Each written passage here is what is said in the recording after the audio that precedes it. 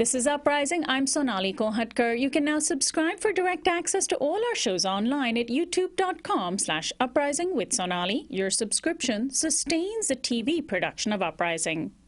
Disney's upcoming live-action feature film Cinderella by Kenneth Branagh is supposedly to be a feminist retelling of an old fairy tale where the main character has agency and intelligence. But sadly, it is visually very much in line with unrealistic notions of feminine beauty that we see in the animated Disney films.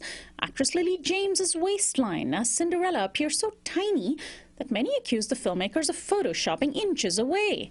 But the actress revealed that it was indeed her waistline, stuffed into a corset so tight that she was forced to be on a liquid diet throughout filming. Little girls in contemporary American society are so immersed in so-called princess culture that today it's commonplace to see them dressed for school in princess costumes, wearing glittery and impractical shoes, worrying about their appearance, and refusing to own a single piece of clothing that isn't either pink or purple.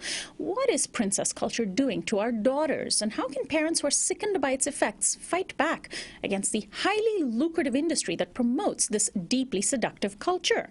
Today, as part of our ongoing series on the politics of parenting, we address the dangers of princess culture with Rebecca Haynes. She is the author of The Princess Problem, guiding our girls through the princess-obsessed years. Welcome to Uprising, Rebecca. Thank you. It's great to be here, Sonali. Well, it seems as though we have kind of always had princess culture, haven't we? Given that Disney cartoons featuring the passive, stereotypical female characters that have somewhat maybe evolved in recent years, they've been around for decades. Or is it just so widespread now that it just seems that there have always been girls obsessed with wanting to be princesses? You know, it's really actually a marketing phenomenon that Disney tapped into about 15 years ago. They realized they had all of these princess properties that were individually very popular, and that when they re-released the movies into theaters or onto DVD or video, people would watch it and buy a whole new surge of products for that princess. But they realized about 15 years ago that if they brought all the princesses together into one unified line called Disney Princess, that the line would be worth more than the sum of its parts. And indeed it was. It's become one of the most successful licensed brands globally.